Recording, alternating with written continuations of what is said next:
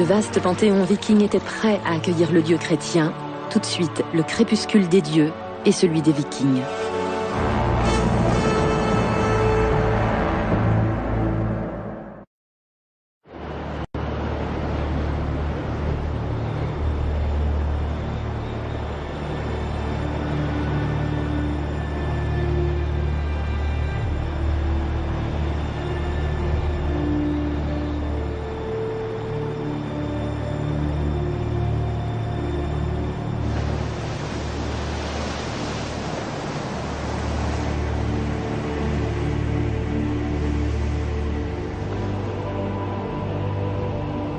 C'était en des temps primitifs, quand vivait encore Ymir. Il n'y avait ni sable, ni océan, ni terre, ni firmament. Seulement un abîme béant et d'herbe nulle part. C'est ainsi que la voyante décrivit jadis le commencement du monde. Un monde fait seulement de feu et de glace, séparé par le Ginnungagap. L'abîme béant qui enfanta Ymir, le premier géant. Du Ginnungagap naquirent toutes les forces de la nature, les bonnes comme les mauvaises.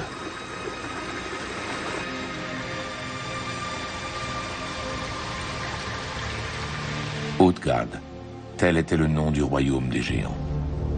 Dans les nuages par-delà les ténèbres se trouvait Asgard, le royaume des dieux. Ces derniers tuèrent le géant Ymir. Avec sa dépouille, ils créèrent la terre. Voilà ce que disait le poème de la voyante.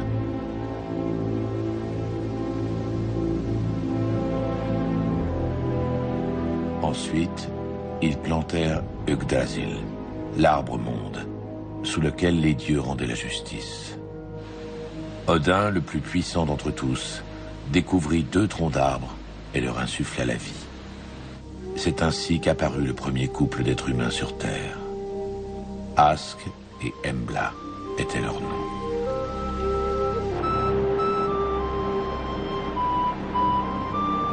Alors la vie s'enroula autour de la mort, et la mort autour de la vie.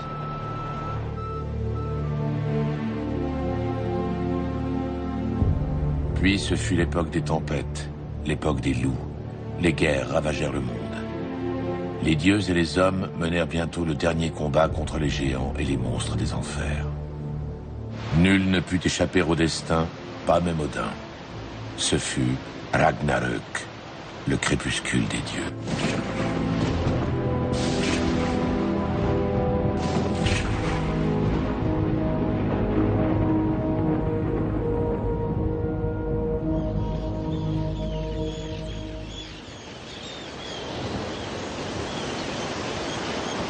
Personne ne sait quand est né le mythe de Ragnarök, la disparition des dieux nordiques.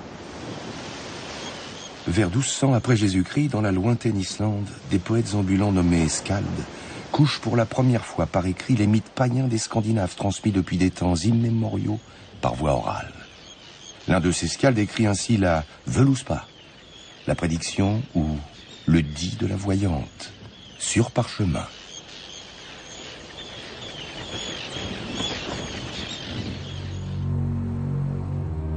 En 66 strophes aux sonorités magiques, la Völuspá rapporte avec insistance le crépuscule des dieux, la fin du monde, mais prédit également qu'une ère nouvelle s'ouvrira bientôt. Ce poème, le plus célèbre de la mythologie germano-scandinave, fait partie de l'Edda, un recueil de poésie islandaise datant du Moyen-Âge, redécouvert au XVIIe siècle seulement. De leur lointaine Islande, dans l'Atlantique Nord, les Skaldes débarquent à la cour des rois vikings de Scandinavie et d'Angleterre. Ils les suivent dans leur raid à travers l'Europe. Les Skaldes maintiennent vivantes les sagas du Nord malgré l'influence grandissante du christianisme.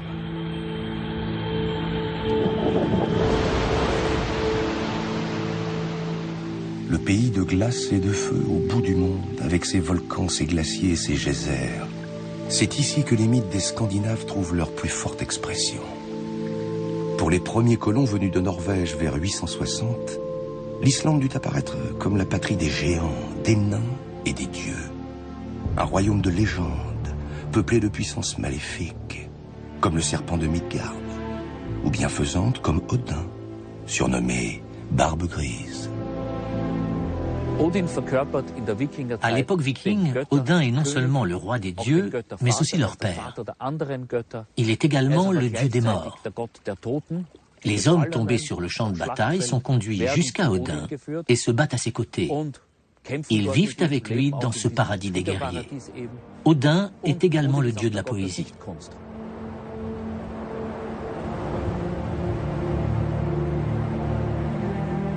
Pour beaucoup d'hommes du Grand Nord comme nous, une nouvelle ère des ténèbres a commencé. Nos rois ne vénèrent plus les anciens dieux, mais croient dans le Dieu unique des chrétiens. Et il nous a fallu suivre leur exemple. Odin et Thor sont vaincus pour toujours. Plus jamais il n'y aura de printemps à Asgard. Bientôt, tout ne sera plus que légende. Moi, le Skald Einar Ormstunga, né en Islande, je vais donc vous conter mon histoire. Celle-ci commença alors que j'étais jeune et fort. J'étais un viking. Je participais au grand raid en Angleterre.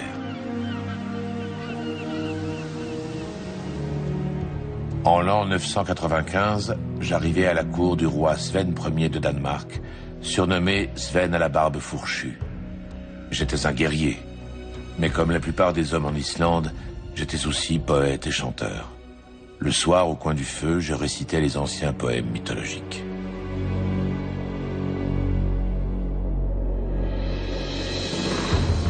Au printemps suivant, nous partîmes en viking, en expédition maritime, avides de piller l'or et l'argent de la riche Angleterre, comme main scandinave avant nous.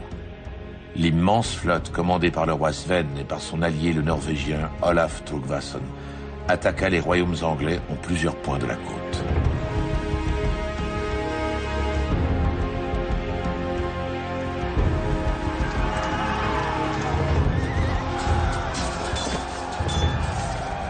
J'étais chef de guerre et combattais en première ligne.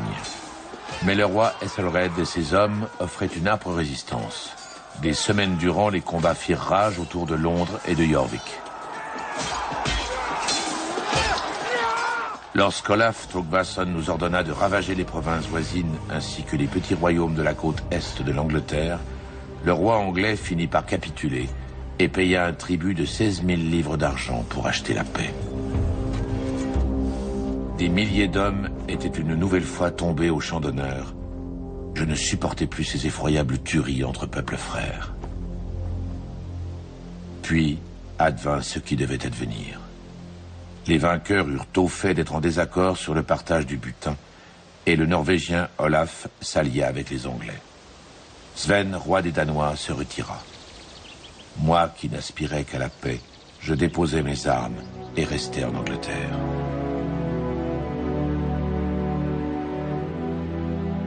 Je m'épris de la ravissante fille d'un marchand et voulus fonder une famille. J'espérais gagner ma vie comme skald à la cour du roi Ethelred. Comme de nombreux vikings qui avaient trouvé en Angleterre une seconde patrie, j'abjurai les dieux païens et me fis baptiser.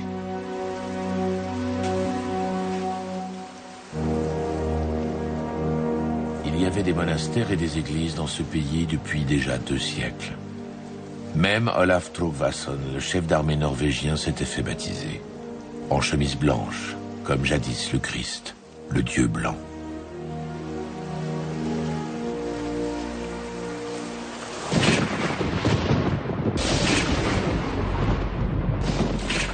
Mais la paix ne dura guère. Dès l'été suivant, Sven, le roi des Danois, revint dans les eaux d'Angleterre avec plus encore de navires et d'hommes.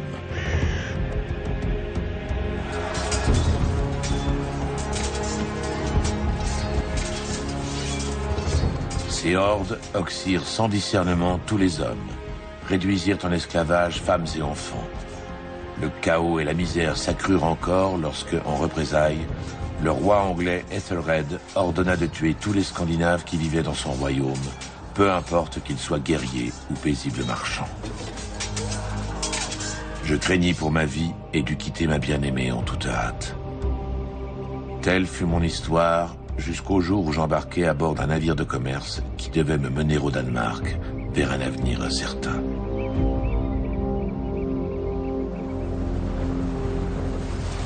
Je n'avais qu'un seul but, revenir enfin chez moi, sur cette terre d'Islande, lointaine et paisible.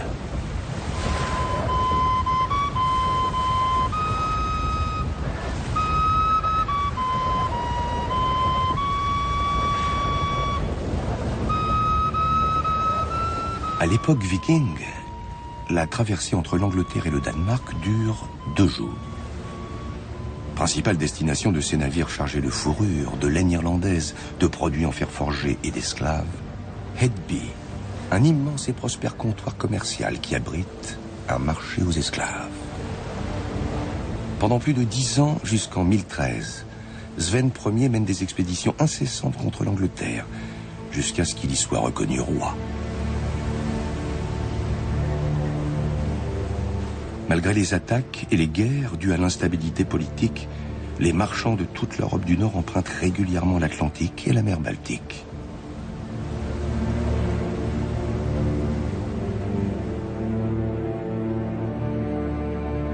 Été 997. Après 2 nuits en haute mer, j'arrivai aux portes de la légendaire Hedby. Cette colonie fortifiée était située au fond d'un bras de mer qui pénétrait profondément à l'intérieur d'une péninsule entourée par la mer du Nord et la mer Baltique. C'est ici précisément que passait jadis la frontière entre les tribus païennes au nord et le grand royaume des chrétiens au sud, gouverné par les empereurs allemands.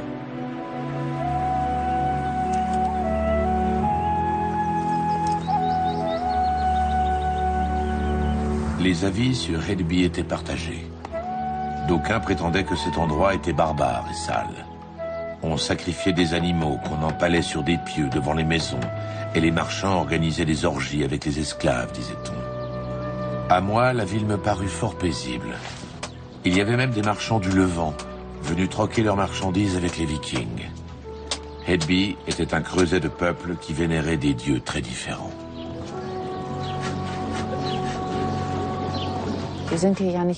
Nous ne nous trouvons pas ici dans un village ou une colonie quelconque, mais nous sommes dans ce qui était autrefois le comptoir central du nord de l'Europe, au cœur de la péninsule du Jutland. Il régnait ici une vive animation. On voyait certainement dans le port de nombreux navires, amarrés selon les saisons à l'un ou l'autre des pontons. On entendait une multitude de voix et de langues différentes. Tel équipage d'un navire slave ne parlait pas du tout la même langue que celui, par exemple, d'un navire venant du nord de la Norvège. Hedby est fondé en 808 par le roi danois Godfred. Très vite, le comptoir devient une place commerciale importante, au sud de la Scandinavie, encore païenne. 2 pierres runiques érigées au Xe siècle, non loin du site, portent le nom aux sonorités archaïques.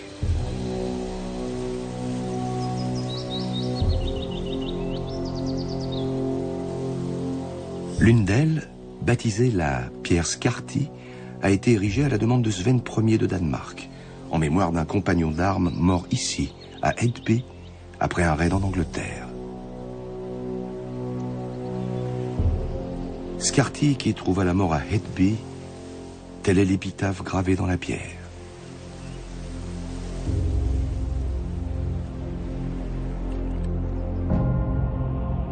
« 150 ans auparavant, vers 850, le roi Auric a autorisé Ansgar, l'évêque de Hambourg, à bâtir à Hedby une église afin, comme le rapportent des sources anciennes, que les marchands chrétiens puissent se rendre en ce lieu en toute tranquillité et sans être inquiétés.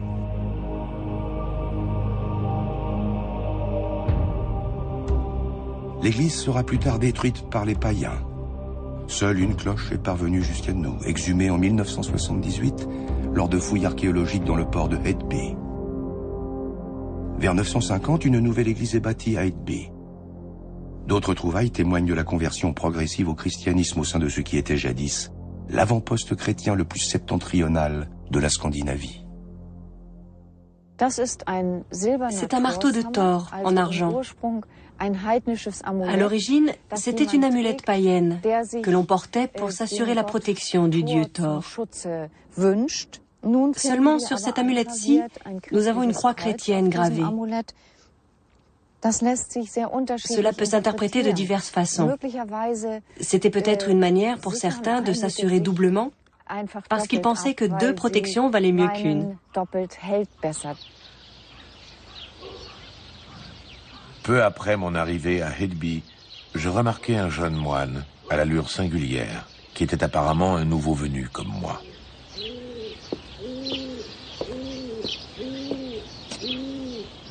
Frère Martin était très timide et souvent solitaire. Comme je l'appris bientôt, il avait été envoyé ici par l'évêque de Hambourg en pénitence de ses mœurs dissolues et devait de nouveau faire ses preuves. Il partirait plus tard dans le Nord répandre la parole du Christ et convertir les païens.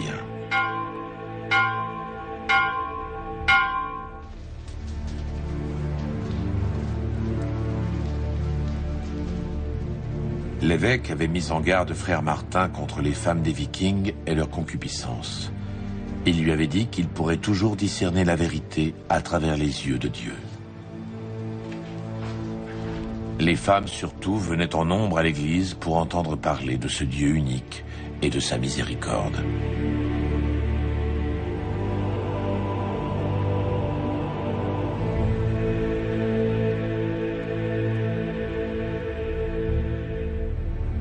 J'étais stupéfait de la forte impression que le message de la Bible pouvait avoir sur ces gens qui, dans la vie de tous les jours, croyaient encore profondément à Thor, Odin et Freya. Le christianisme propose une représentation rationnelle de l'au-delà, une représentation précise de ce qui s'y passe. Après la mort, il y a un jugement qui décide ce qu'il adviendra du défunt dans l'au-delà, selon ses actions bonnes ou mauvaises de son vivant. Chez les païens, cela n'existe absolument pas. On ne sait pas précisément où l'on va, si c'est au Valhalla, en enfer, ou bien au royaume de Ran. Et surtout, le fait d'avoir été bon ou mauvais dans la vie ici-bas ne joue aucun rôle. La seule chose, un tant soit peu similaire, c'est qu'on attache de l'importance à sa bonne réputation et à la maintenir intacte après sa mort.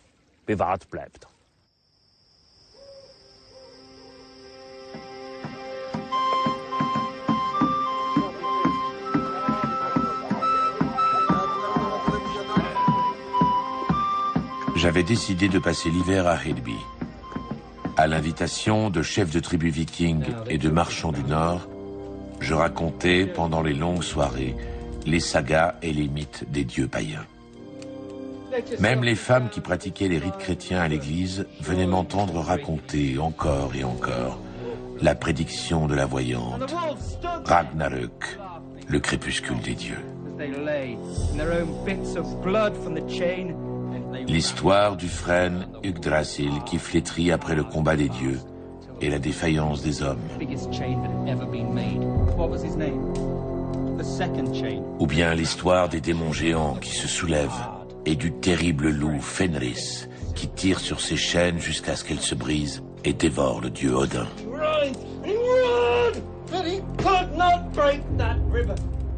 Même le père de tous les dieux ne peut pas échapper au destin.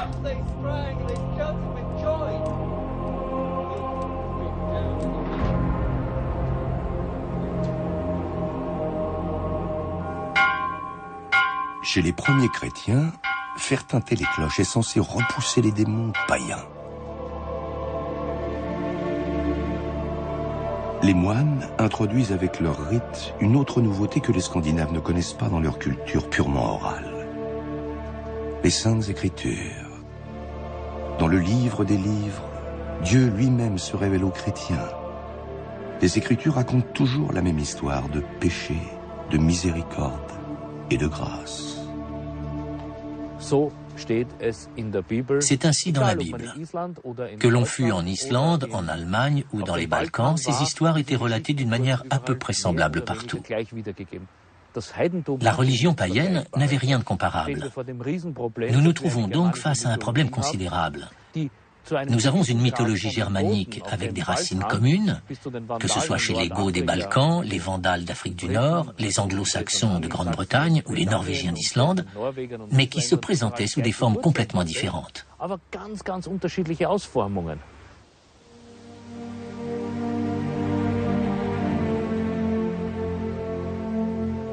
Lorsque le printemps arriva, ma tristesse et ma nostalgie de l'Islande redoublèrent. Je m'adonnais de plus en plus souvent au plaisir de la bière, chantais à gorge déployée des chansons satiriques raillant les dieux, et pour me changer les idées, fréquentais les bains publics aux mœurs douteuses. Cela ne me réussit pas.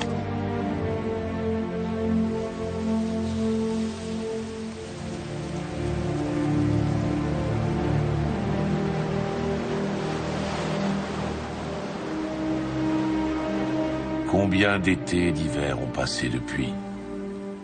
Lorsque notre ancien monde amorça son déclin et que de nouvelles valeurs et puissances s'imposèrent dans nos vies, je ne me doutais pas de ce que le destin me réservait.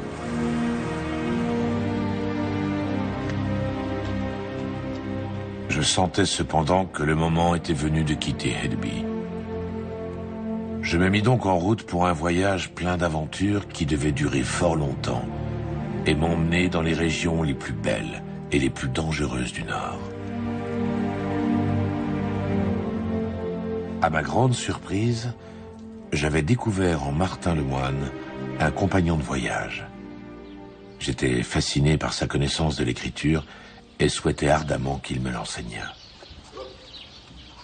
Lui avait besoin de moi comme commandant et protecteur de sa mission qu'il voulait courageusement entreprendre en fidèle serviteur du Christ.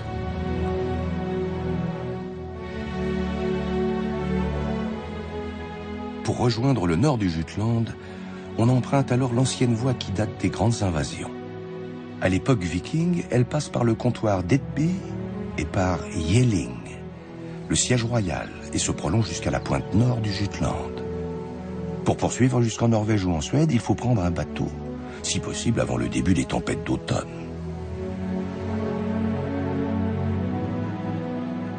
Sur cette voie, les chariots tirés par les bœufs sont réservés aux commerçants et à leurs marchandises. Dans les landes sableuses, les attelages s'embourbent fréquemment et ne sont dégagés qu'après bien des efforts. Qui veut aller vite doit faire le voyage à pied.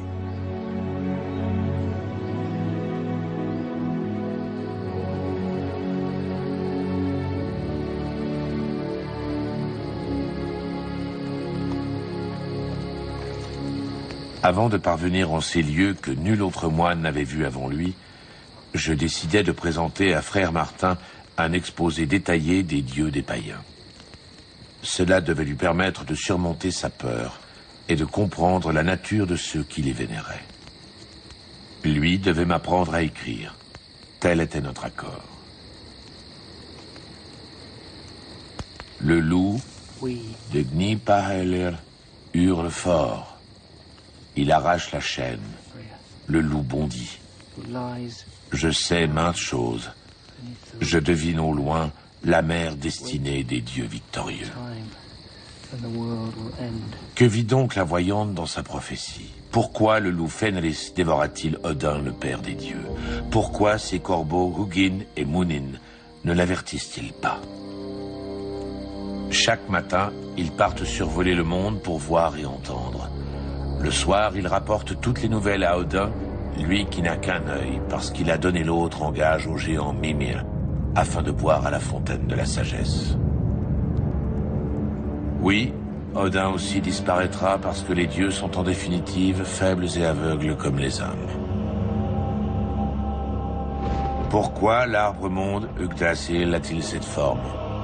Ces trois racines étreignent l'ensemble du monde, Midgard. Le monde des hommes, le monde des géants et les enfers.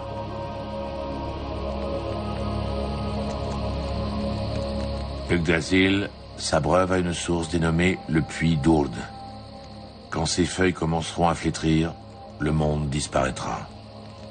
Urd, Verdandi et Skuld sont les trois Norns qui, au pied de l'arbre, filent la destinée et déterminent l'avenir. Ce sont elles qui décident de la durée de vie des mortels. Le frêne Yggdrasil ne restera pas longtemps fertile.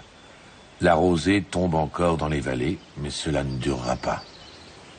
Qui veut aller à Asgard, le royaume des dieux, doit emprunter un arc-en-ciel et un pont de feu. Mais dehors règne l'obscurité et les puissances démoniaques. Chaque homme est entouré par un horizon qui est pour lui le Midgard, le monde du milieu. Cette représentation est relativement naïve. Gard, renvoyant en effet à l'espace clôturé qui entourait chaque ferme. Ceci est pour chaque homme le Midgard. Et la région où habite l'ensemble des humains, c'est-à-dire notre Terre, c'est aussi le Midgard, le monde des hommes. Il n'y a pas nécessairement un autre monde au-dessus de celui-là. Selon moi, l'Asgard, qui se situe quelque part dans les nuages et qui est le monde des dieux, est peut-être apparu sous l'influence du christianisme. Ils ont créé un lieu où habiter, comme les humains. Hors du Midgard, il y a l'Utgard. Tout ce qu'on ne peut pas contrôler en tant qu'homme, ce qu'on ne peut pas connaître, le lieu où on ne peut pas être protégé, c'est l'Utgard. C'est le lieu des enfers qui abrite toutes les puissances des ténèbres, que ce soit les géants ou les trolls. Tout cela se trouve dehors, dans l'Utgard.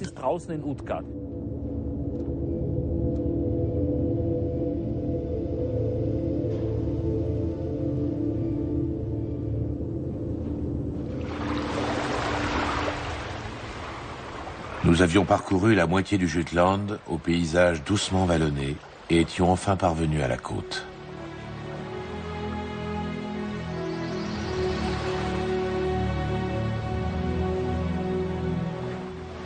De luxuriantes forêts de chênes et de hêtres donnaient directement sur la mer calme, la Mare Balticum. Quelle beauté, quelle richesse de la nature se présentait à nous. Il paraissait inconcevable que des dangers puissent ici entraver notre route.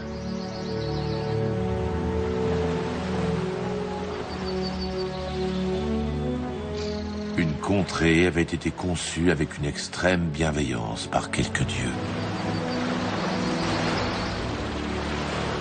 Cette région d'Europe est peuplée depuis plusieurs milliers d'années. À l'âge de bronze, des tribus de Germanie du Nord explorent à l'aide d'embarcations légères les îles de la mer Baltique.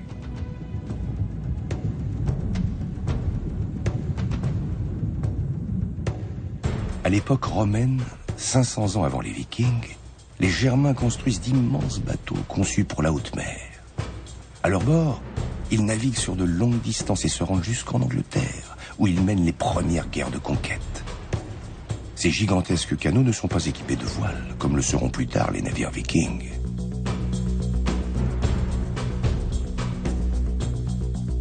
Les princes scandinaves se battent entre eux aussi.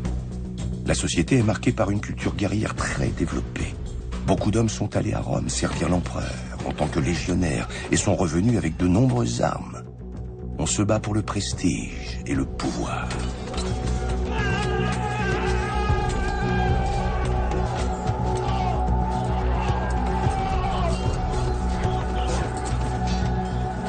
Tacite, l'historien romain, est le premier à écrire sur la vie et les cultes de ces Germains. En cas de victoire, il présente à Odin quantité d'offrandes. Pour remercier les dieux, ils vont jusqu'à couler dans les marais sacrés les armes de l'ennemi défait, de l'or et même des navires entiers. Ces anciens lieux d'offrandes découverts au Danemark et en Allemagne du Nord sont uniques. Ils constituent de véritables coffres à trésors. Dans les marais bourbeux, les objets de culte païen se sont également bien conservés. Les archéologues ont ainsi pu exhumer de précieux témoins d'une culture disparue. Par exemple, le casque en or de Törsberg, dans le Schleswig-Holstein, qui appartenait à un chef de tribu germanique ayant vécu aux alentours de 300 après Jésus-Christ. Notre chemin devait de nouveau passer par l'intérieur des terres et longer de grands marécages qui nous paraissaient, à frère Martin et à moi-même, fort inquiétants.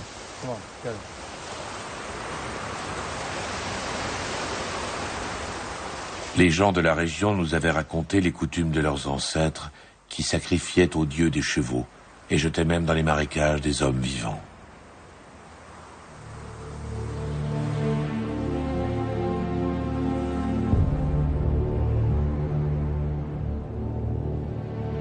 conseilla de contourner largement les lieux sacrés afin de ne pas attirer sur nous la colère de Odin.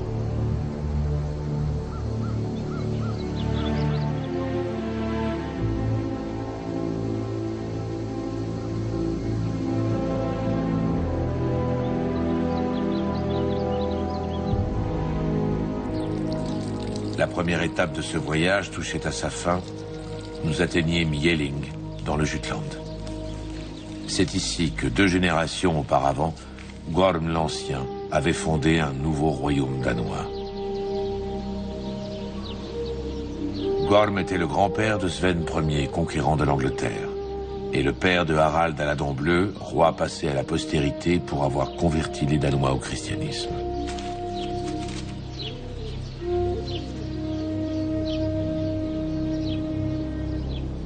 En entrant dans l'église, nous fûmes pris de frissons. Selon l'ancienne coutume, le roi Harald avait fait enterrer ses parents, Gorm et Thura, dans 2 immenses tumulus, puis avait fait élever sur ces lieux païens une église. Jelling des rois, c'est ainsi que s'appelle encore aujourd'hui cet ensemble monumental. À côté de l'église et des tumulus, le roi Harald à la dent bleue a fait ériger vers 970 une stèle en granit de 10 tonnes gravée de runes. Celle-ci marque la percée du christianisme dans le Danemark païen. Entre les 2 tumulus s'élevait autrefois l'ancienne église en bois, juste à côté de la pierre runique. En face, Gorm et Harald ont fait ériger vers 950 un immense alignement de pierres en forme de navire. En revanche, nous ne savons pas précisément où se trouvait alors la petite cité de Jelling, probablement à l'est de ces monuments. Sur la gigantesque stèle de granit vieille de plus de 1000 ans, on peut lire « Le roi Harald ordonna de faire ériger cette stèle à la mémoire de Gorm, son père, et de Thura, sa mère. Harald soumit l'ensemble du Danemark et de la Norvège et convertit les Danois au christianisme. Avec ces runes, Harald fait profession de sa nouvelle foi de façon spectaculaire, même si ce n'est pas entièrement de son plein gré. L'empereur romain germanique Otton Ier occupe alors Edby, la ville frontière du Sud, et menace de coloniser le Danemark avec des chrétiens. Harald veut le devancer. Mais comment expliquer à ces sujets païens que le Christ est un meilleur Dieu que Odin? Il faut un miracle. Sur ces plaques de bronze dorées du XIe siècle, la légende de la conversion de Harald se lit comme dans un livre d'images. Tout commence lorsque l'évêque allemand Popo rend visite au roi danois. Pendant une fête, Harald assure que les dieux païens sont capables de bien plus grands miracles que le Christ. Popo affirme le contraire. Harald lui ordonne alors d'enfiler un gant en métal chauffé à blanc. On verra bien de quoi son dieu est capable. L'archevêque s'exécute et sa main reste intacte. Ce miracle ne convainc pas seulement le roi Harald de se faire baptiser. Son peuple aussi doit le suivre et embrasser la nouvelle foi. La progression de l'empereur germanique est ainsi stoppée et Edby est de nouveau libre.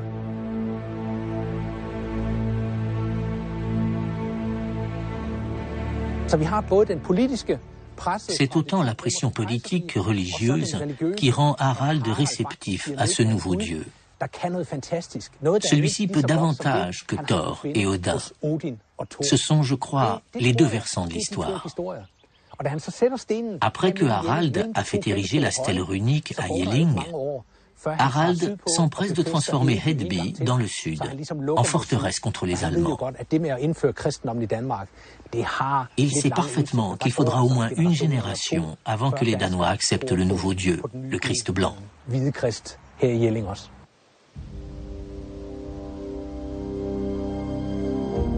Harald fait également ériger la pierre runique pour exhorter ses sujets. De l'autre côté, il fait graver un Christ qui n'apparaît pas en crucifié mais en triomphateur. Autour de la tête, point de couronne d'épines, mais la couronne d'un roi. Harald et le Christ font cause commune pour le pouvoir au Danemark. Quelques années avant son baptême, le roi Harald avait fait enterrer son père, Gorm l'Ancien, dans l'un des deux tumulus de Yelling, selon le rite païen. Vers 970, il fait exhumer ses ossements et les inhume dans la nouvelle église avec quantité d'offrandes. Le roi défunt part pour un second voyage. Après le Valhalla, il doit rejoindre le paradis céleste. Sur cette petite timbale, on peut voir, pour ainsi dire, côte à côte, le paganisme et le christianisme. Ici, deux figures animales grimpent sur un minuscule autel décoré sur le devant avec des sarments de vigne. C'est le symbole du Christ. Lorsque Gorm est exhumé, il reçoit cette petite timbale comme mobilier funéraire pour souligner qu'ici, on est chrétien.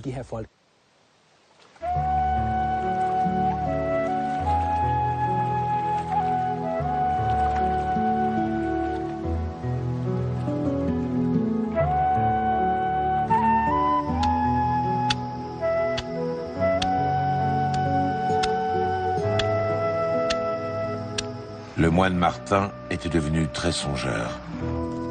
L'amour n'avait pas été le seul moyen pour que son Dieu trouve le chemin vers le cœur des hommes. La révélation des Saintes Écritures n'était-elle pas assez puissante pour croire en lui? Pourquoi des paroles menaçantes et même l'épée?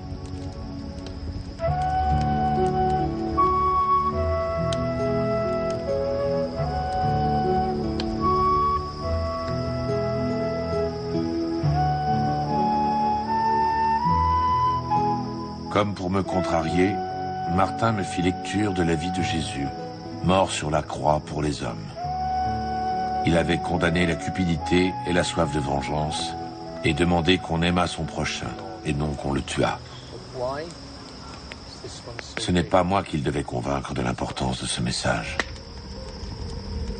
À mon tour, je lui racontais le terrible meurtre qui devait ébranler le monde des dieux, ourdi par le sournois Loki. Saisis-tu désormais ce que la voyante voulait dire en parlant d'amère destinée? Balder, le fils tant aimé de Odin, doit bientôt mourir, car même dans le monde des dieux, le mal existe. Avec force ruse, le serpent Loki incite l'aveugle Hödur au crime. Odin sait ce qui va se passer. La voyante le lui a raconté. Mais même le plus haut des dieux est impuissant.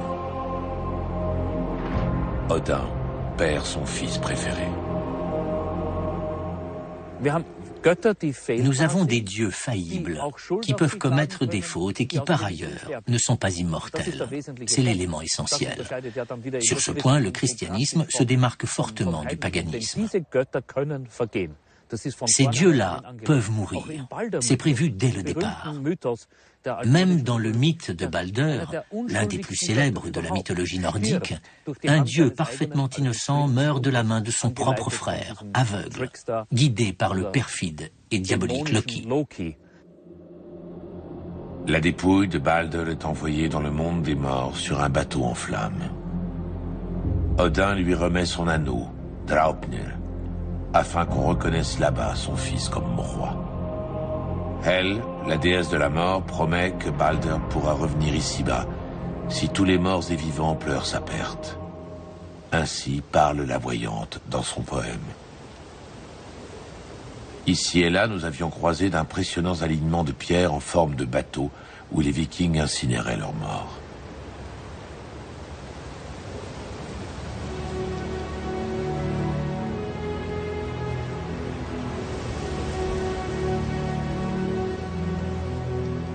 Mais le lendemain matin, lorsque nous atteignîmes le grand fjord dans le nord du Jutland, d'où nous voulions prendre un bateau pour la Norvège, nous vîmes soudain se déployer devant nous un spectacle à nul autre pareil.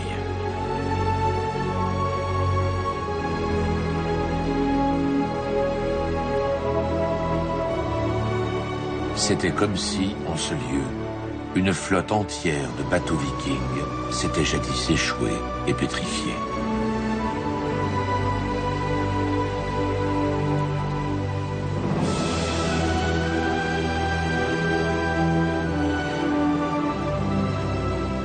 Ce gigantesque cimetière perché sur une hauteur abrite plusieurs centaines de tombes en forme de navires, sur lesquels les Vikings envoyaient leurs morts pour leur dernier voyage. Ce cimetière est situé à l'embouchure du Limfjord, dans le nord du Jutland, face à la mer Baltique. Ce sont des blocs erratiques de l'âge de glace que l'on a hissés sur cette hauteur à l'aide de chevaux et de rondins, puis disposés en forme de coque de navire. C'était la grande époque des expéditions vikings. Ces tombes symbolisaient probablement le voyage vers le royaume des morts. On pensait alors que les défunts allaient dans un autre monde. On accompagnait donc les dépouilles d'offrandes. C'est une différence majeure avec les inhumations chrétiennes. Ce que les païens recevaient pour leur voyage dans l'au-delà, où ils continuaient d'exister, était affaire de prestige. Les puissants chefs de tribus étaient incinérés le plus souvent sur un véritable bateau de bois, avec des chevaux, des armes, et même leur épouse favorite. Dans le Limfjord, les archéologues ont retrouvé de nombreux vestiges. Nous avons par exemple trouvé des pointes de flèches pour la chasse dans l'autre monde.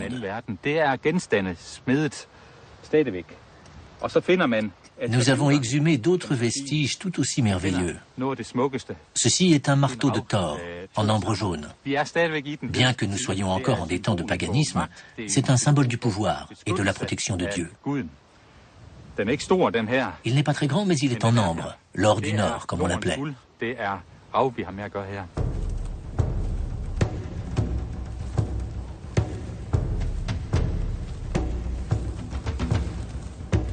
À l'âge de fer, les Germains inhumaient encore en partie leurs morts dans des cercueils, comme les chrétiens. Les Vikings, en revanche, incinéraient les défunts sur des bûchers, dressés à l'intérieur de tombes en forme de navires.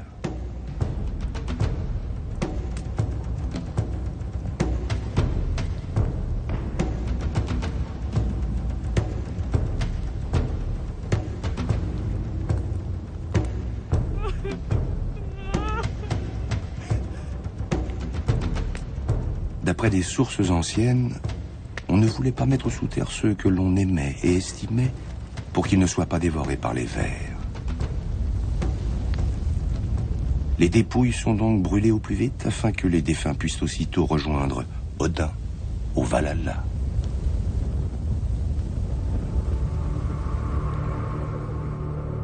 La voyante poursuit son récit.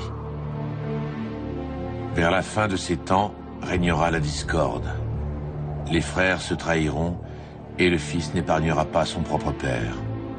Ensuite viendront 3 années qui ne formeront qu'un seul et long hiver, nommé Fimbul. Froidure et disette domineront. Loki, le dieu malfaisant, commandera un sinistre navire fait d'ongles arrachés de défunts, muni de voiles en lambeaux et armé d'un équipage constitué de cadavres en décomposition. Loki quittera le royaume des morts à bord de ce bateau. Le serpent de Midgard roulera jusqu'à la terre et combattra Thor, dieu de la foudre et du tonnerre, protecteur des hommes. Ragnarök est le destin final des dieux. Les forces infernales font leur apparition et engagent, dans le Valhalla, le combat final contre les dieux et leurs alliés. Mais il s'avère que les dieux sont du côté des perdants. Ils ont beau être soutenus par les guerriers humains, cela ne suffit pas.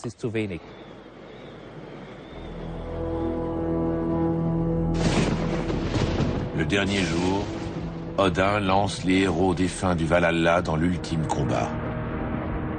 Mais même le marteau Mjolnir n'est plus d'aucune utilité à Thor, qui s'entretue avec le serpent de Midgard. Selon la prophétie, Odin combattra le loup Fenris, qui finira par le dévorer. Ce sera la bataille la plus terrible qui ait jamais existé en ce monde. Même Yggdrasil, l'arbre-monde, est en flammes. Lorsque la tempête de feu s'apaise, les restes calcinés de la terre sombrent dans la mer. Le soleil devient noir, la terre sombre dans la mer. Les étoiles étincelantes tombent du ciel. L'odeur de fumée se répand en même temps que le feu. L'embrasement s'élève haut dans le ciel. Ainsi la voyante décrivait-elle la fin du monde. Nul ne sait de quand date le mythe de la disparition des dieux nordiques. Même le skald qui a composé la Völuspá, la prophétie de la voyante, est anonyme. Ce qui est parvenu jusqu'à nous, en revanche, c'est la plus ancienne trace écrite de ce poème grandiose. Elle date du début du Moyen-Âge, de l'époque chrétienne.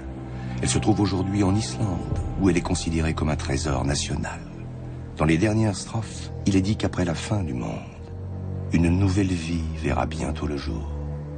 Le monde qui vient ensuite, nous le connaissons d'après le christianisme, car c'est bien évidemment la Jérusalem céleste qui se trouve dans l'au-delà, le monde auquel tous les chrétiens aspirent.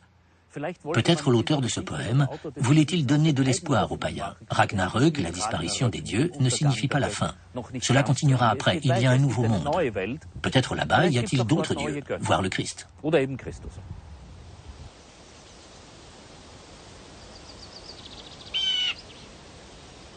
Et ce fut la fin lorsque le monde s'embrasa, me demanda Martin. Non, lui répondis-je. De la mer surgira une nouvelle terre. Des champs n'ayant pas été semés porteront des fruits. Un seul couple aura survécu, qui engendrera un nouveau genre humain.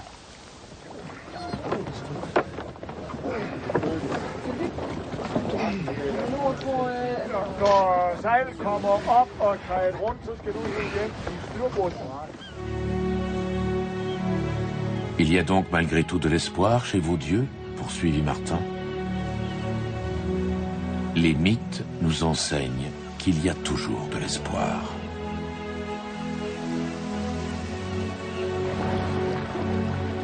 L'été touchait à sa fin en ces temps 998 du calendrier des chrétiens. Un marchand danois nous avait pris, frère Martin et moi, à bord de son navire pour la dernière traversée vers le Grand Nord avant l'arrivée de l'automne et ses tempêtes.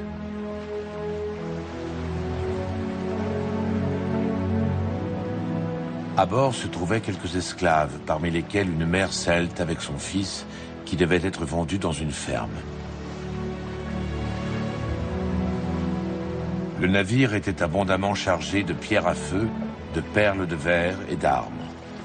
Le marchand les échangea plus tard contre de la graisse de baleine, de la stéatite, des plumes d'oiseaux et surtout les précieuses fourrures des négociants norvégiens qu'il croisait dans le Grand Fjord dans le sud du pays.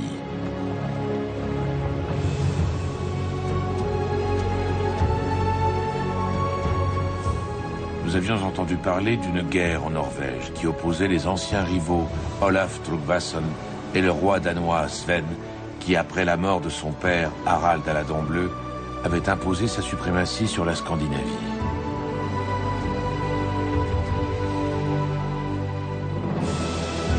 Ainsi débuta une nouvelle aventure. Nous quittâmes le Jutland pour les côtes norvégiennes. De là, nous voulions poursuivre notre route vers le nord-ouest, jusqu'au royaume fabuleux d'Avaldsnes. En tant que skald, j'espérais y être bien accueilli. Martin, quant à lui, voulait poursuivre sa mission.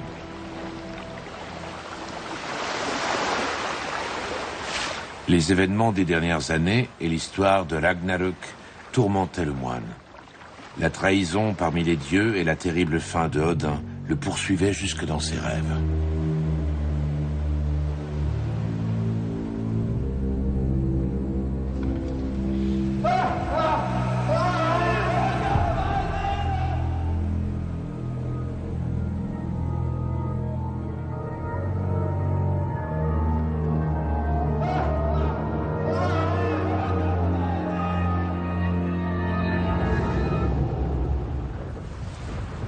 En cette fin de premier millénaire, qui se rend en Norvège s'y aventure à ses risques et périls. Le grand chef d'armée Olaf Tryggvason, qui s'est fait baptiser en Angleterre, revient dans son pays en 995. Il fait assassiner Håkon Jarl. Le vassal du roi Sven Ier accède au trône et met ainsi fin à la suprématie danoise.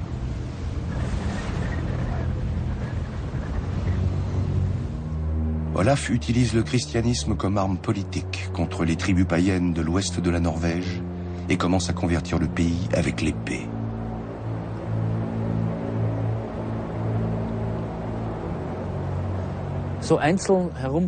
Il existait çà et là des missionnaires ambulants, mais leur succès était modeste ou limité. Il concernait un foyer, une ferme, un hameau. Ils ont donc probablement dû être déçus en constatant que les seuls à remporter des succès de taille étaient les rois, qui arrivaient avec une armée et évangélisaient avec le feu et l'épée. Même si l'épisode a sans doute été exagéré, Olaf Tryggvason a bel et bien placé les paysans de l'ouest de la Norvège devant un choix, la conversion ou la mort. J'imagine que pour un moine qui avait déployé beaucoup d'efforts et consacré tout un hiver à convaincre une famille de se convertir au christianisme, en portant un message d'amour de son prochain et de bonté, ça devait être assez douloureux. Au début du Moyen-Âge chrétien, la Norvège est encore une terra incognita, un pays lointain et inconnu. Paysans et pêcheurs vivent sur les côtes déchiquetées. L'intérieur des terres rocailleux est quasi désert. La pauvreté est l'une des raisons qui poussent des hommes à mener de grands raids qui partiront d'ici pour la première fois aux environs de 800. Depuis l'âge de bronze, il y a en Norvège une caste guerrière. Ces princes se battent au service des Romains et reviennent chez eux chargés de richesses.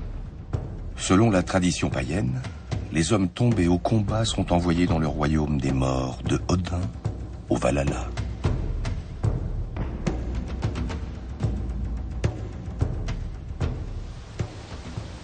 Sur l'île de Karmøy, au large des côtes ouest de la Norvège, se trouve Avaldsnes, baptisé ainsi d'après le roi de légende Hugvald, le maître de la côte. Ici se trouve Saint Olaf, l'une des plus anciennes églises de pierre de Norvège, bâtie au XIIIe siècle sur un tumulus de l'époque germanique.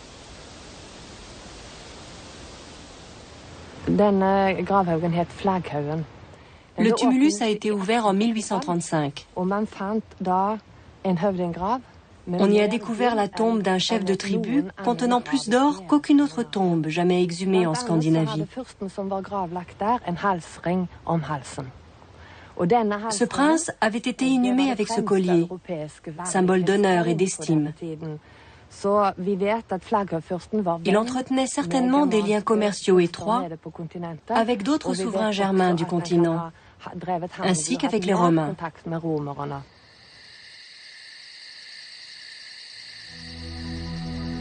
Le prince, dont le mobilier funéraire a été mis au jour par les archéologues à Avaldsnes, a dû vivre au IIIe siècle après Jésus-Christ. Il s'est enrichi grâce au commerce et à la guerre dans la lointaine Europe. Avec l'or, il s'est assuré la loyauté des chefs des tribus de la région.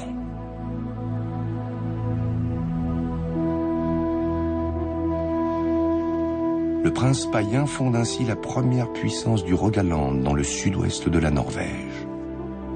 Cependant, le plus grand cadeau réservé à son escorte est sa fille, qui la recevra en mariage, deviendra le nouveau maître d'Avaldsnes.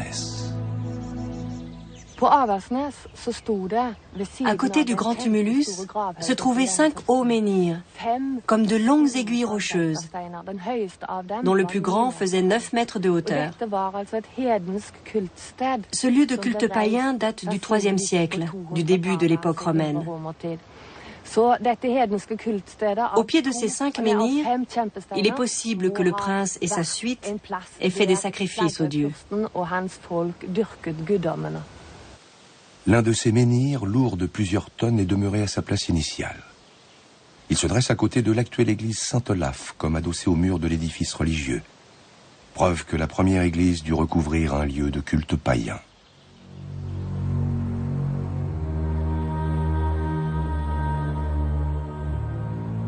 Une saga royale en vieil islandais du haut Moyen-Âge raconte l'histoire du puissant Olaf Tryggvason, qui convertit des païens d'une main de fer et fit ériger à Avaldsnes une église à côté de la cour royale.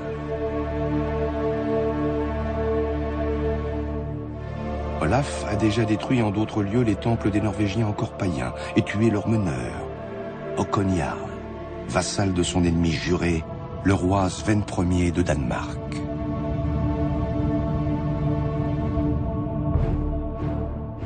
Sur la colline d'Avaldsnes, Olaf convoque les chefs de tribu du Royaland en assemblée et les contraint à se faire baptiser. Il nomme le tumulus de l'époque germanique colline du baptême et il fait ériger la première église vers 998. Cependant, le combat entre les anciens et les nouveaux dieux est loin d'être terminé.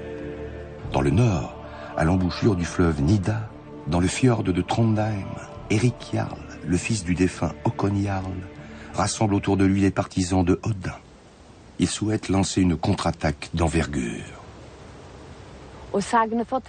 On raconte que le jour où le menhir s'inclinera et touchera le mur de l'église, le jour du jugement dernier arrivera. C'est pourquoi, au cours des siècles, les prêtres d'Avaldsnes ont rogné la pointe du menhir. Soyons leur reconnaissants. C'est grâce à eux que notre monde existe encore.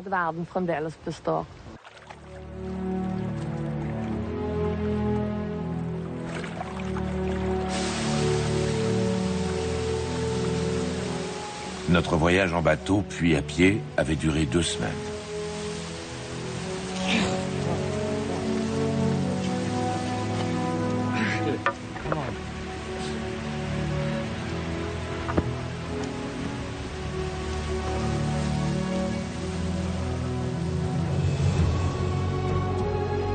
Même moi, je n'avais encore jamais vu pareil paysage, tout à la fois primitif et superbe, comme jailli du paradis originel.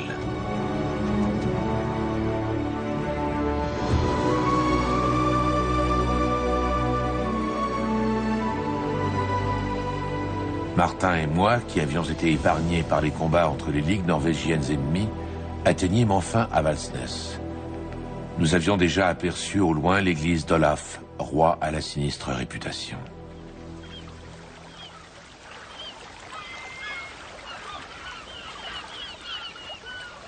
C'est ici qu'en des temps immémoriaux, le roi Haugwald était censé avoir régné. On racontait que ses ancêtres remontaient directement au géant Ymir, le premier être vivant après la création de la terre à partir du feu et de la glace. Seulement, le roi Olaf avait chassé d'Avaldsnes les dieux païens. De nombreux rois ont régné à Avaldsnes. Selon les sagas royales, en vieil islandais, le célèbre Harald à la belle chevelure, premier roi de Norvège, serait mort ici, vers 930.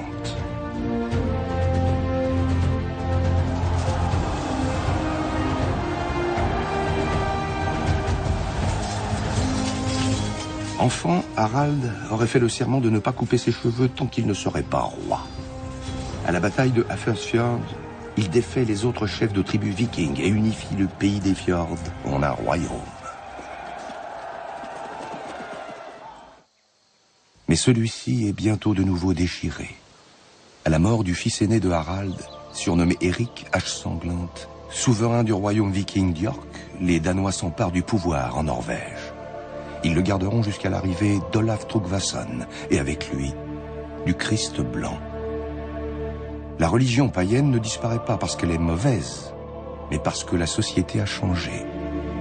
La création de royaumes étendus réclame une nouvelle religion avec une nouvelle idéologie qui peut légitimer un pouvoir central. C'est ce que permet l'Église chrétienne. La christianisation du Nord s'explique en premier lieu pour des raisons politiques. L'ancienne religion nordique était très tolérante. C'était une religion très personnelle. Avec le christianisme, on pouvait exercer un pouvoir sur les consciences. La naissance de grands royaumes et la christianisation sont les deux revers d'une même médaille.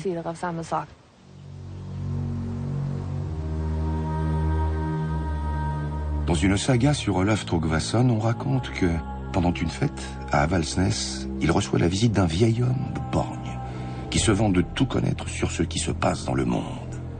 Olaf le met à l'épreuve et lui demande s'il sait quel seigneur donna jadis son nom à Avaldsnes. Le vieil homme lui conte alors l'histoire du roi Haugwald, dont les ossements reposent sous l'un des grands tumulus près de la cour royale, ainsi que l'histoire de la vache sacrée à qui Haugwald présentait des offrandes et dont le lait le fortifiait. Olaf est stupéfait.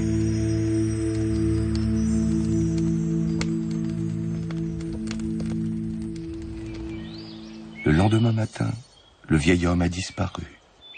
Il n'a laissé derrière lui qu'un grand quartier de viande de bœuf empoisonnée. Olaf Tryggvason a compris qu'Odin en personne était venu l'empoisonner parce qu'il avait introduit le christianisme en Norvège. Olaf a fait creuser le tumulus et exhumer les ossements du roi Høgvald. Il a également trouvé les os de la vache sacrée. Cela prouve qu'Olaf croyait encore en l'existence des puissances païennes et qu'il ne sous-estimait pas leur pouvoir.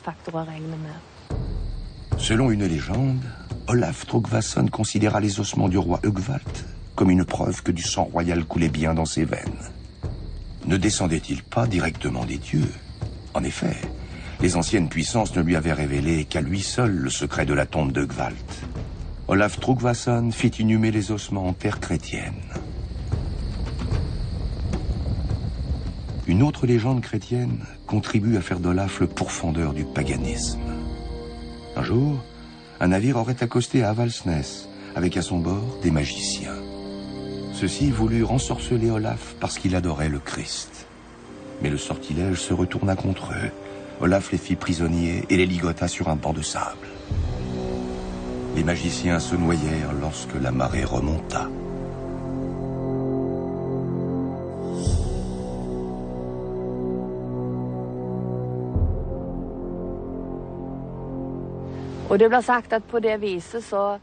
On raconte que de cette manière, Olaf Tryggvason noya le paganisme à Avaldsnes. Mais ce n'est pas exact, car les hommes ont encore longtemps cru aux puissances païennes. En fait, jusqu'à nos jours. Par exemple, ma grand-mère croyait dur comme fer à l'existence d'êtres souterrains, de dieux miniatures.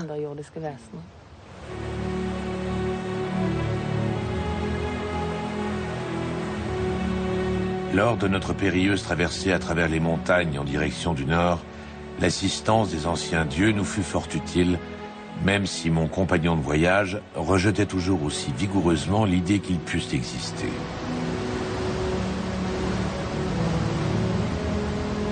Nous, hommes du temps des Vikings, nommions Silaskipti ce changement des coutumes.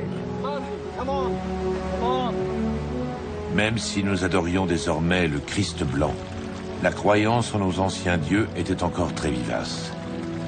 Ils étaient à nos côtés pendant les moments difficiles. Ils étaient nos dieux du foyer, ceux que nous pouvions invoquer à chaque instant pour éloigner le mauvais temps, conjurer une mauvaise récolte ou se prémunir contre un voyage dangereux.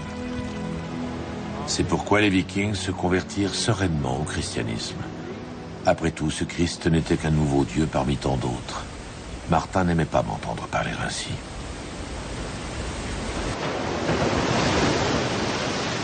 Combien d'étés et d'hivers ont passé depuis? Pourtant, c'est la vérité. À cette époque, le Christ n'était pour nous qu'un dieu parmi tant d'autres, qui était le bienvenu en Islande, dans la forteresse des dieux de l'Asgard, avec Odin et Thor.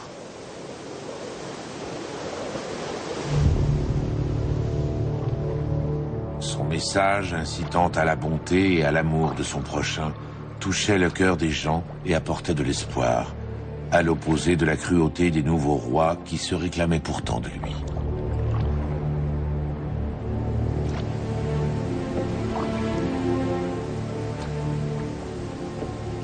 Nous voulions parvenir à Trøndelag, situé à l'embouchure du fleuve Nida, avant l'arrivée de l'hiver.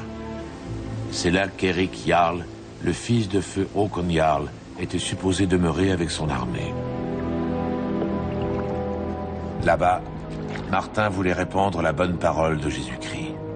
Et moi, rentrer en Islande au printemps suivant. J'eus soudain l'impression qu'une mélopée envoûtante s'élevait dans le lointain.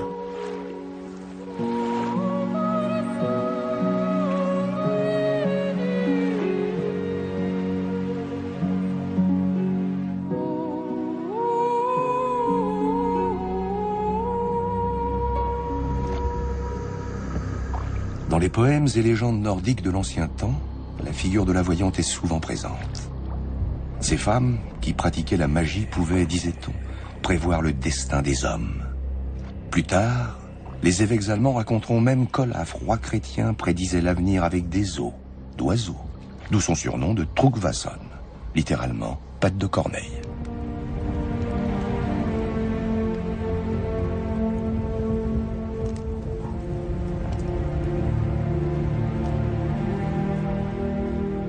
Il y avait des voyantes dans toutes les grandes cours vikings du Nord, ainsi que des skalds, ces poètes et chanteurs ambulants. Les Germains déjà croyaient dans les pouvoirs secrets de ces femmes et tenaient leurs prédictions en grande estime. L'Église chrétienne combat par tous les moyens la magie et la sorcellerie, censée éloigner les hommes du droit chemin. Évêques et prêtres font la chasse aux superstitions.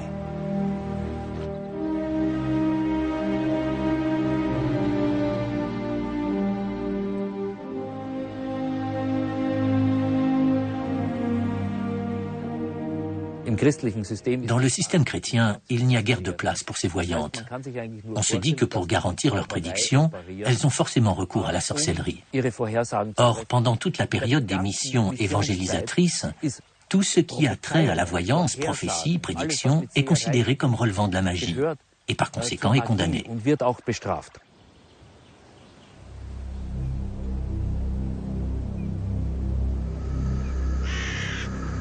Je sentais les trolls et les nains qui nous observaient de partout, cachés derrière les rochers et les arbres.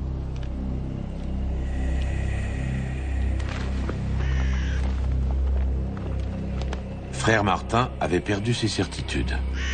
Il avait violemment contesté l'existence des êtres magiques.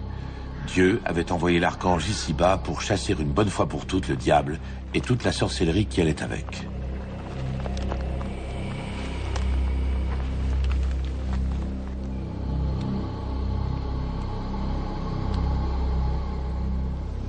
On nous avait raconté l'histoire de la belle Ragnhild, sœur d'Éric, comte de Lade. Nous étions parvenus à l'ancien domaine de leur père, Håkon, qu'Olaf Tryggvason avait fait assassiner pour s'emparer de la Norvège.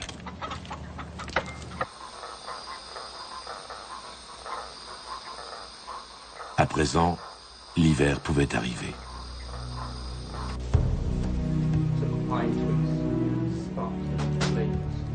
Comme souvent, je racontais auprès du feu l'histoire du loup hurlant qui tire sur ses chaînes jusqu'à ce qu'elles rompent, l'histoire de Jallarhorn qui annonce la fin du monde, et celle d'Yggdrasil, l'arbre-monde, et de son tronc fondu en deux. L'histoire aussi du dernier couple d'humains qui un jour donnera une nouvelle descendance sur Terre, et celle de la salle en or qui mène au Gimle, où les justes demeurent, jouissant d'une félicité éternelle. Lorsque le printemps revint, Ragnhild et moi étions devenus un couple.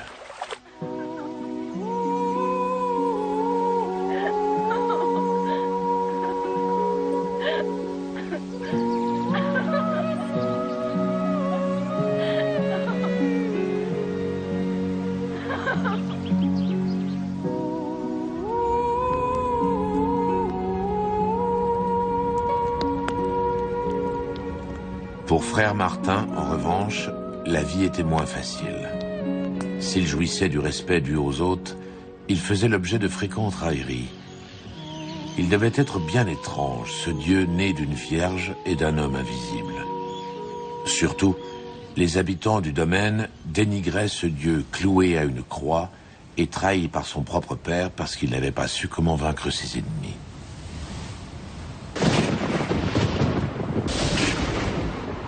En revanche, les gens observaient le silence lorsque frère Martin leur parlait du paradis céleste où tous les morts parvenaient. Leur âme était toujours en contact avec le monde des vivants et ils pourraient même un jour renaître à nouveau.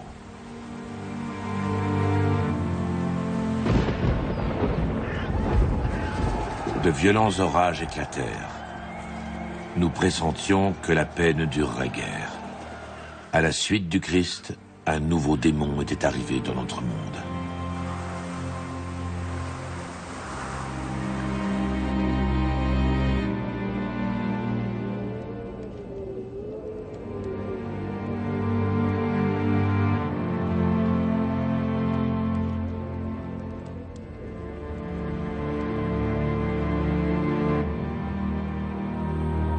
À l'été 999, le roi Olaf Tryggvason arrive avec une flotte immense sous la protection du dieu des chrétiens. Les messes célébrées par son évêque Sigurd, à bord des navires et sur les champs de bataille, doivent garantir cette protection.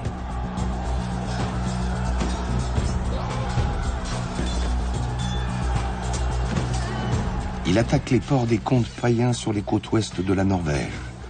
Mais son objectif principal est le fief d'Éric de Ladeux, à l'embouchure du fleuve Nida.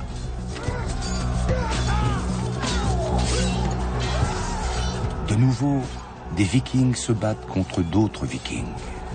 Les combats durent plusieurs semaines, faisant des milliers de victimes.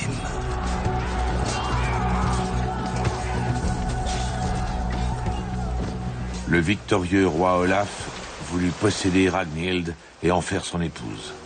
Elle le repoussa fièrement. Il la prit par la force.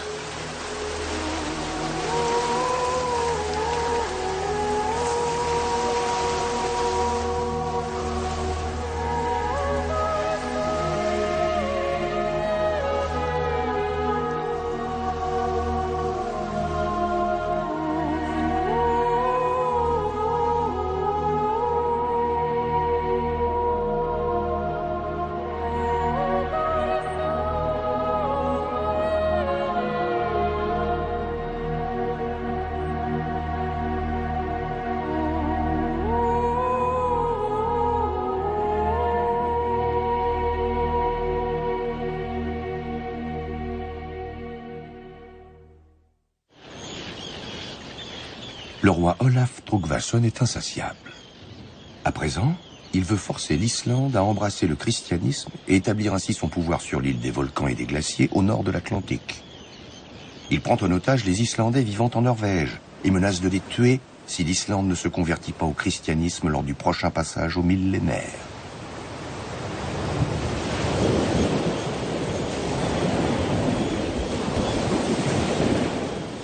Ce qui a sûrement joué un rôle, c'est qu'Olaf Tryggvason voulait être celui qui avait converti non seulement la Norvège, mais aussi l'Islande.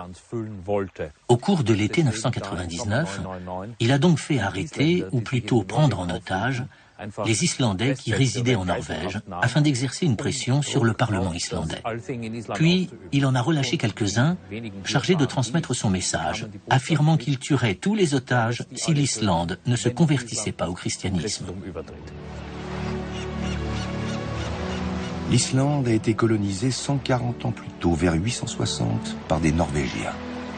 Ces bannis et réfugiés qui avaient navigué 1500 km devaient y fonder un nouveau pays.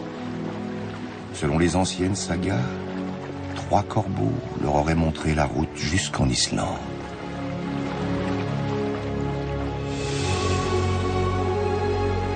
Notre traversée en direction du nord-ouest fut accompagnée de fréquentes tempêtes et dura 8 jours. Dans un lieu paisible de la forêt, Martin avait célébré une messe pour ma Ragnhild. Conformément à l'ancienne coutume, elle avait été incinérée. Nous faisions à présent partie d'un plan funeste ourdi par Olaf Tryggvason.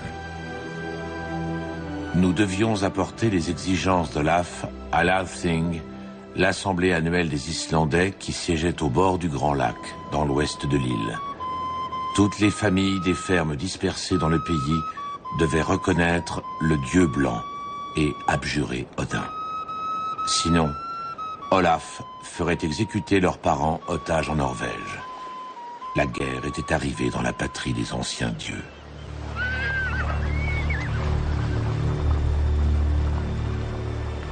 Les premiers colons n'ont trouvé en Islande qu'une terre inculte et désolée.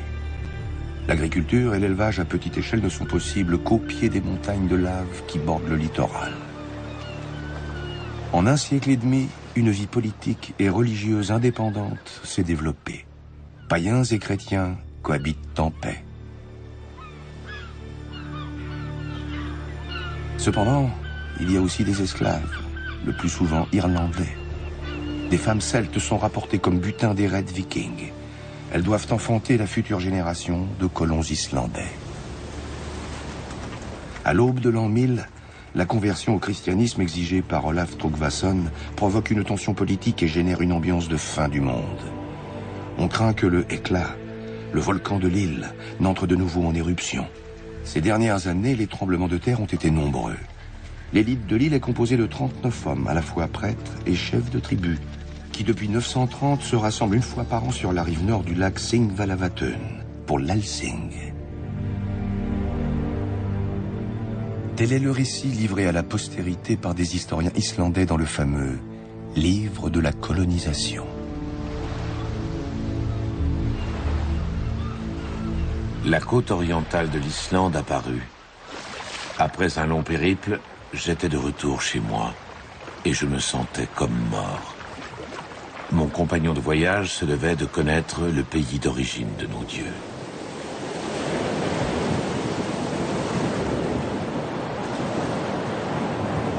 Au cours du voyage, Martin avait essayé de me réconforter et n'avait cessé de me parler d'espoir.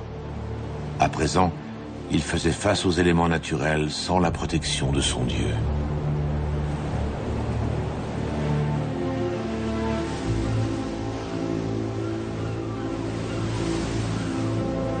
Ici, dans les écueils, se trouvait le royaume de Hel, l'enfer.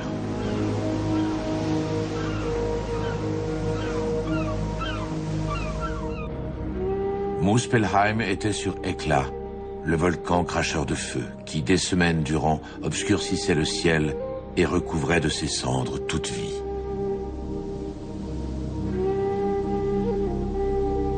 L'Utgard se trouvait dans les montagnes hostiles qui se dressaient devant nous.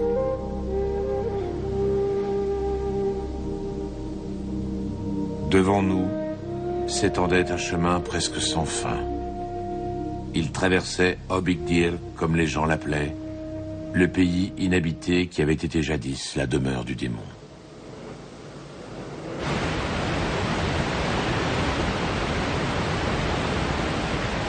Les gorges escarpées des fjords abritaient des milliers de trolls et de nains qui voulaient nous barrer la route.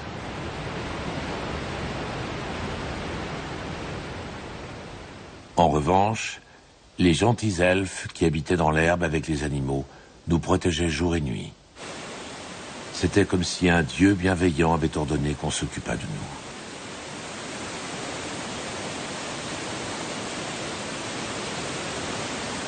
La voyante n'avait-elle pas dans son poème décidé à l'avance du destin?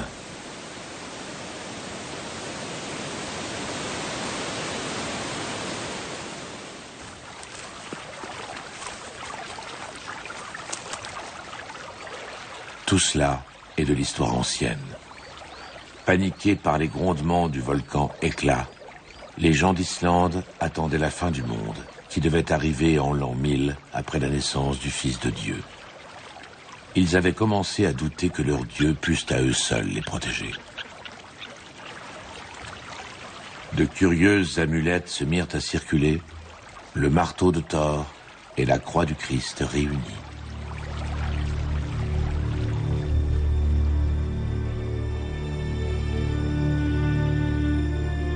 À une cinquantaine de kilomètres à l'est de l'actuelle capitale Reykjavik, les plaques tectoniques eurasiennes et nord-américaines se rencontrent à proximité du grand lac Thingvallavatn.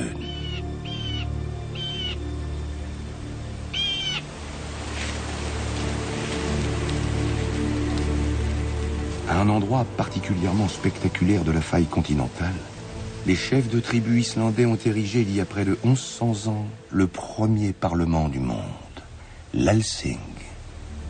La faille est un ravin d'environ 6 km de long traversé par de nombreuses crevasses. Environ 4000 hommes viennent ici chaque été pour rendre la justice. Cette fois-ci, ils doivent délibérer sur leur propre dieu après la menace d'Olaf Tryggvason qui leur a été transmise par les messagers de Norvège.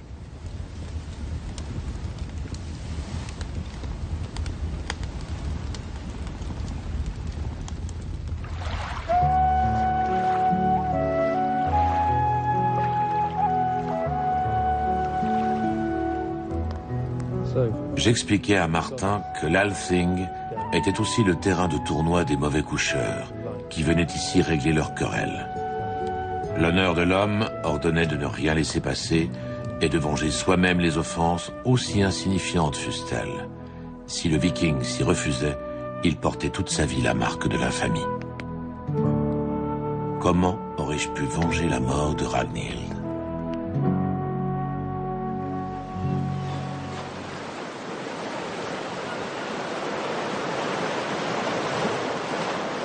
L'été de l'an 1000 est arrivé. Tous les hommes adultes d'Islande, y compris les chrétiens, se mettent en route pour l'Alsing, au bord du lac Singvallavatn, pour se prononcer sur les exigences d'Olaf Tryggvason. La plupart des païens ne veulent pas abandonner leur dieu. La décision, selon la tradition, devant être prise à l'unanimité, les débats s'annoncent difficiles. Après de nombreux jours infructueux, l'Assemblée décide que le païen Sorger, l'homme qui dit la loi, devra prendre la décision au nom de tous. Le vieil homme se retire dans sa maison et s'allonge par terre. Il reste là 3 jours et 3 nuits, attendant l'inspiration d'un dieu ou d'un autre. Le 4e jour, il sort de sa maison et annonce que, dans l'intérêt de la paix, on priera désormais en Islande le dieu chrétien. Les hommes pourront néanmoins conserver quelques-unes de leurs coutumes païennes. Parmi les dispenses accordées, 2 étaient rendues nécessaires par les conditions d'existence en Islande. La première, c'est l'autorisation de continuer à manger de la viande de cheval, qui était présente en abondance et qu'on ne pouvait pas se permettre de gaspiller dans une société toujours au bord de la famine. La seconde dispense concerne l'abandon des nouveau-nés, qui en raison d'une infirmité avérée ou supposée, voire purement imaginaire, parce qu'on pensait par exemple que l'enfant était victime d'un sort, pouvaient mettre en danger la vie de la famille. Les conditions de vie en Islande étaient tellement précaires qu'on ne pouvait pas se permettre d'avoir une bouche inutile à nourrir pendant l'hiver. En outre, il reste permis de baptiser les adultes dans les sources d'eau chaude et de pratiquer les sacrifices païens à la condition qu'ils se déroulent en privé.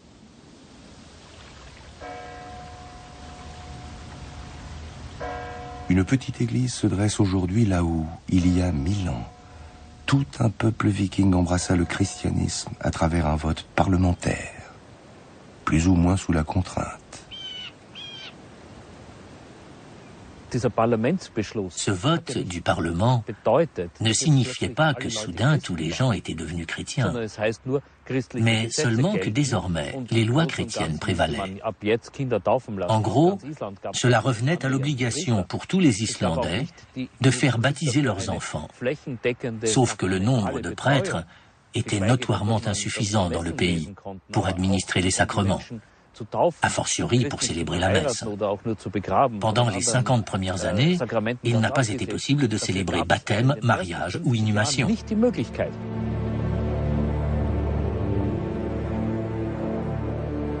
À l'automne de l'an 1000, la nouvelle était enfin parvenue jusqu'en Islande. Lors d'une féroce bataille navale à Svölde, dans la mer Baltique, Olaf Tryggvason avait été gravement blessé. Pour ne pas tomber entre les mains de son ennemi juré, Sven Ier de Danemark, le fier tyran avait sauté avec son armure dans la mer et avait péri, noyé dans les flots. Jusqu'à l'année 1050, maintes guerres se sont déroulées.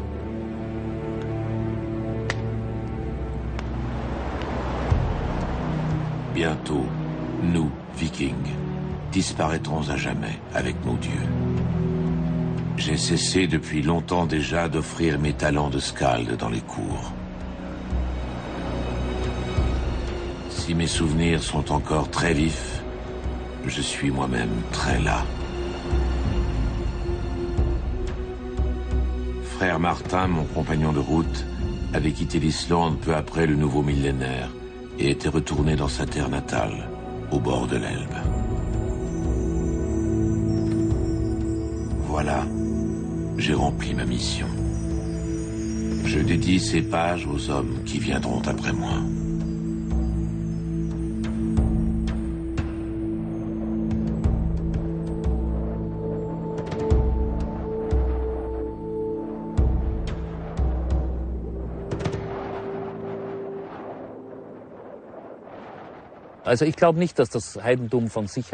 Je ne crois pas que le paganisme se soit éteint en raison d'une supposée décadence.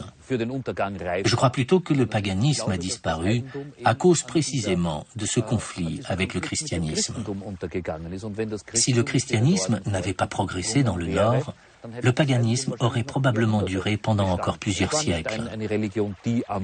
Ce n'était pas une religion telle qu'on se la représente parfois, mais c'était une religion vivante, avec ses fidèles, qui tolérait des disparités régionales, était ouverte, et qui par conséquent fonctionnait très bien.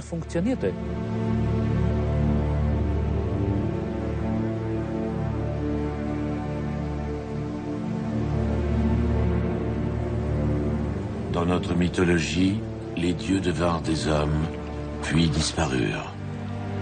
Ainsi se clôt le cycle du temps et du pouvoir. J'espère qu'un jour viendront de nouveaux dieux qui gouverneront notre monde, et qu'ainsi les hommes pourront de nouveau vivre dans la paix et la prospérité.